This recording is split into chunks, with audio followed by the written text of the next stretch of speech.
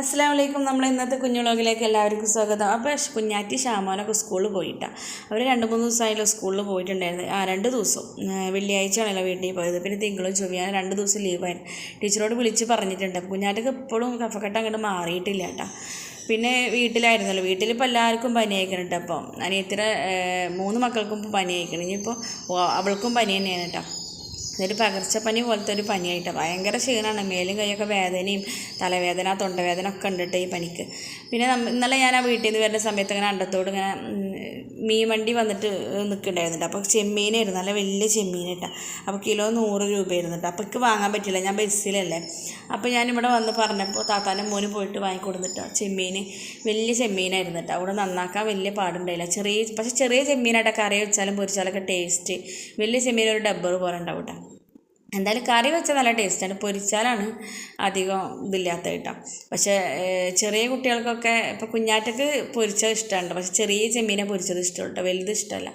ഷാമോനക്ക് തീരെ ഇഷ്ടമല്ല. പിന്നെ അതിൻ്റെ കറി നമ്മൾ എങ്ങനെയൊക്കെ സോപ്പിട്ടിട്ട് കൊടുക്കുകയെന്നല്ലാതെ അതിന് വേണ്ടിയിട്ട് അപ്പോൾ കറിക്ക് വേണ്ടിയിട്ടുള്ള തേങ്ങ ചിരക്കിക്കൊണ്ടിരിക്കുക. ആ തേങ്ങ ചിരക്കണതിൻ്റെ ഇടയിൽ കൈ മുറിഞ്ഞിട്ട് നമ്മൾ ഇതിൻ്റെ മേലെ ഇങ്ങനെ നിന്നിട്ടുള്ളതിൻ്റെ മേലെ ചിരകുമ്പോൾ നമ്മൾ നല്ല ശ്രദ്ധിക്കണം കേട്ടോ. നമ്മൾ വേറെ വല്ല കാര്യങ്ങൾ എന്തെങ്കിലുമൊക്കെ ആലോചിച്ച് ചിരക്കിയിട്ടുണ്ടെങ്കിൽ കൈ പണിയാവട്ടെ. എൻ്റെ കൈൻ്റെ മേലെ നന്നായി മുറിഞ്ഞിട്ടോ, തോനെ ചോരയും കാര്യങ്ങളൊക്കെ പോയിട്ടാണ്.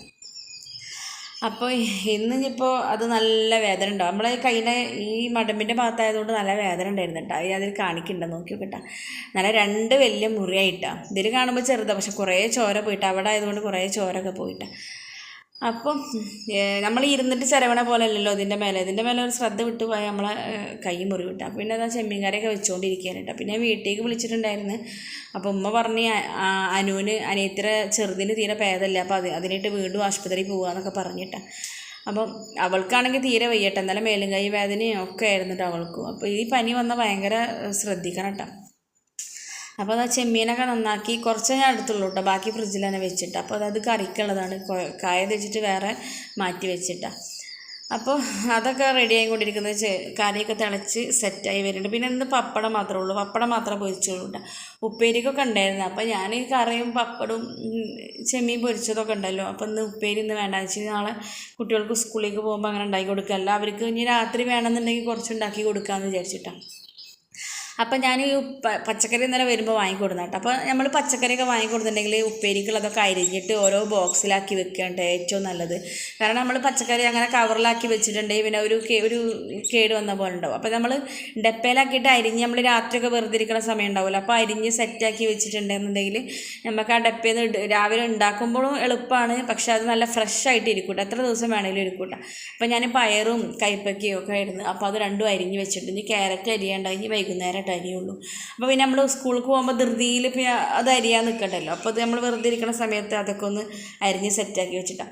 പപ്പടം ഞാൻ അന്ന് വീട്ടിൽ പോകുന്ന സമയത്ത് വ്യാഴാഴ്ചയായിട്ട് വാങ്ങിയത് കേട്ടോ. പക്ഷെ തീരെ പൊള്ളക്കണില്ല. അന്ന് പൊരിച്ചപ്പോൾ നല്ല പൊള്ളച്ചിട്ടുണ്ടായിരുന്നു കേട്ടോ. ഇപ്പോൾ പൊരിച്ചപ്പോൾ അങ്ങനെ വല്ലാതെ പൊള്ളക്കണില്ല കേട്ടോ. പപ്പടം ഒന്നും ഇപ്പോൾ ആദ്യത്തെ പോലെ വലിയ ടേസ്റ്റ് ഇല്ലല്ലോ, എന്താണാവോ. ആദ്യമൊക്കെ നമ്മൾ ആ പപ്പടം പൊരിക്കണ മണം കേട്ടാൽ തന്നെ നമുക്ക് കൊതിയാവും. ഇപ്പോൾ അത്ര മണവും ഇല്ല ഗുണവും ഇല്ല എന്ന് പറഞ്ഞ പോലെ കേട്ടോ.